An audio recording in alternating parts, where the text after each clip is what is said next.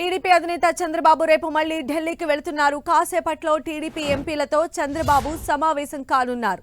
అందుబాటులో ఉన్న ఎంపీలు ఉండవల్లిలోని తన నివాసానికి రావాలని ఆదేశించారు. ఇప్పటికే ఢిల్లీ ప్రయాణంలో ఉన్న ఎంపీలు మినహా మిగతా వాళ్లు ఈ సమావేశానికి హాజరు కానున్నారు. రేపు ఎన్డీఏ భాగస్వామ్య పక్షాల సమావేశంలో ఎంపీలతో కలిసి చంద్రబాబు పాల్గొనున్నారు. మరోవైపు ప్రధాని మోదీ ప్రమాణ స్వీకారానికి టీడీపీ ఎంపీలకు ఆహ్వానాలు అందాయి. చంద్రబాబు ఎంపీలతో సమావేశం కాబోతూ ఉన్నారు. మరిన్ని అప్డేట్స్ కూడా తెలుసుకుందాం. మా ప్రతినిధి రవిచంద్ మనకు అందుబాటులో ఉన్నారు. రవిచంద్,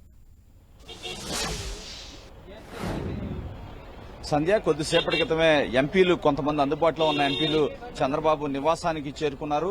నిన్న అర్ధరాత్రే చంద్రబాబు ఢిల్లీలో ఎన్డీఏ పక్షాల సమావేశంలో పాల్గొని అర్ధరాత్రి తిరిగి వచ్చారు. ఈ ఉదయం ఎంపీలతో సమావేశం కావాలని నిర్వహించారు. అయితే ఆయన రాత్రి లేట్ అయింది కాబట్టి కొద్దిసేపట్లో సమావేశం ప్రారంభంగా అవుతుంది. ఇప్పటికే అక్కడ చూస్తే కనుక మొత్తం ఇప్పటికే చంద్రబాబు నివాసానికి మొత్తం కూడా నేతలంతా కూడా క్యూ కడుతున్న పరిస్థితి. కొంతమంది దూర ప్రాంతాల నుంచి వచ్చే ఎంపీలు కూడా చంద్రబాబు నివాసానికి రావడానికి బయలుదేరారు. మొత్తం కూడా నిన్న జరిగిన ఎన్డీఏ పక్షాల సమావేశంలో జరిగిన చర్చల వివరాలను కూడా ఎంపీలకు వివరిస్తారు. ఎంపీలతో కలిసి రేపు చంద్రబాబు ఢిల్లీ వెళ్లబోతున్నారు. రేపు మరోసారి ఎన్డీఏ పక్షాల సమావేశం జరగబోతుంది. ముఖ్యంగా ఎన్డీఏలో టీడీపీ చేరికకు సంబంధించి కీలక చర్చలు అయితే ఇక్కడ జరగబోతున్నాయి. ఎందుకంటే ఈసారి టీడీపీ ఎన్డీఏలో రెండవ అతిపెద్ద పార్టీగా ఉంది. దాదాపు 16 మంది ఎంపీలు టీడీపీకి లభించాయి. కేవలం 17 స్థానాల్లో పోటీ చేసిన టీడీపీ 16 స్థానాల్లో విజయం సాధించింది. ఎన్డీఏ పక్షాల్లో రెండవ అతిపెద్ద పార్టీ కాబట్టి కొంత చర్చల విషయంలో కూడా టీడీపీ కొంత ప్రియారిటీ ఎక్కువ ఉంటుందని కూడా టీడీపీ నేతలు చెప్తున్నారు. ఈ నేపథ్యంలో ప్రధాని కావచ్చు, అమిత్ షా కావచ్చు, ఏదైతే నడ్డా కావచ్చు, ముగ్గురు కూడా ఆ టీడీపీని ప్రధానంగా చర్చల ప్రక్రియలో ముందు పెడుతున్న పరిస్థితుంది. ఈ నేపథ్యంలో టీడీపీ అధినేత కూడా కొంత ప్రియారిటీ అయితే పెరిగిందని చెప్పుకోవచ్చు. ఈ నేపథ్యంలో ఆ పార్టీ నేతలను తీసుకుని ఆయన రేపు మరలా ఢిల్లీ వెళ్తున్నారు. అక్కడ కూడా ప్రధాని ప్రమాణ స్వీకారం చేయబోతున్నారు నరేంద్ర మోడీ. ఆ సమావేశానికి కూడా వీరందరికీ కూడా ప్రధానికి ప్రమాణ స్వీకారానికి కూడా వీరందరికీ కూడా ఆహ్వానాలు అందాయి. అందరూ కూడా చంద్రబాబు రేపు వెళ్లి 2 రోజుల పాటు అక్కడే ఉండే అవకాశాలు ఉన్నాయని టీడీపీ వర్గాలు అయితే చెప్తున్నాయి. ప్రధాని నరేంద్ర మోడీ ప్రమాణ స్వీకారంలో పాల్గొంటారు. అయితే ఏదైతే కేంద్ర ప్రభుత్వంలో టీడీపీ భాగస్వామి కావడం ఖాయంగా మనకి కనిపిస్తుంది. టీడీపీ తరపు నుంచి దాదాపు ఏదైతే 2-3 మంత్రి పదవులు వస్తాయి, కేబినెట్ ర్యాంకులు వచ్చే అవకాశం ఉందని చెప్పి టీడీపీ వర్గాల నుంచి అందుతున్న సమాచారం బట్టి తెలుస్తుంది. ఎందుకంటే 2014లో కేంద్ర కేబినెట్ లో టీడీపీ చేరింది, 2 మంత్రి పదవులు చేపట్టింది. ఈ నేపథ్యంలోనే ఈసారి కూడా ఎన్డీఏ ప్రభుత్వంలో టీడీపీ భాగస్వామి కాబోతుంది.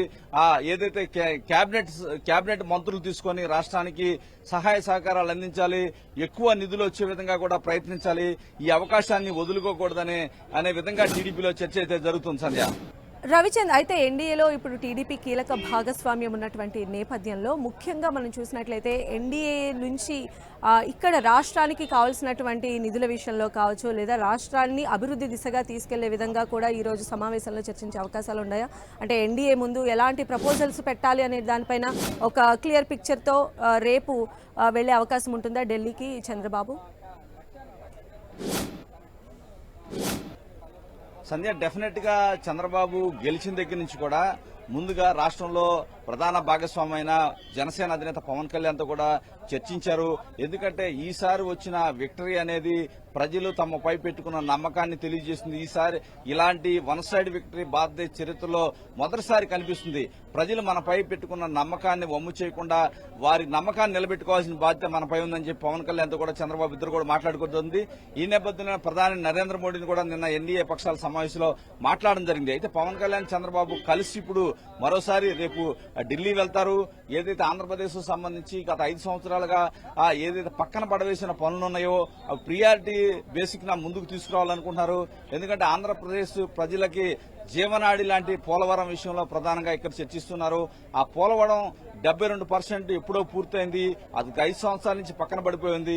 ఈ కేంద్ర ప్రభుత్వ సహకారంతో ఆ పోలవరాన్ని పూర్తి చేయాలని చెప్పి చంద్రబాబు భావిస్తున్నారు. ఎందుకంటే 5 సంవత్సరాల నుంచి కూడా సరైన నీరు లేక పంటల పండక రైతులు అనేక ఇబ్బందులు పడుతున్నారు. పట్టిసీమ ఉన్నప్పటికీ కూడా కోస్తాలో ఎక్కడా కూడా ఆ పంపులు ఆన్ చేయని పరిస్థితిని వీరు గుర్తు చేస్తున్నారు టీడీపీ నేతలు.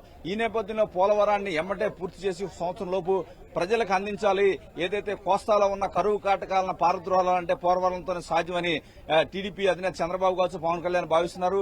ఇమీడియట్ గా కేంద్ర సహకారంతో ఆ ప్రాజెక్టు పూర్తి చేయాలనేది ఒక ప్రధానంగా రేపు జరిగే డిస్కషన్ లో ప్రధానంగా ఉండబోతుంది. అదేవిధంగా రాజధాని విషయం కూడా ప్రధానంగా చర్చకు వచ్చే అవకాశం ఉంది. ఏది ఏమైనా ఆంధ్రప్రదేశ్ కు సంబంధించిన ప్రధాన సమస్యలను పరిష్కరించడమే ధ్యేయంగా ముందుకు పోవాలని చెప్పి టీడీపీ, జనసేన నిర్ణయించుకుంటున్నాయి. సంధ్య. రైట్ రవిచంద్.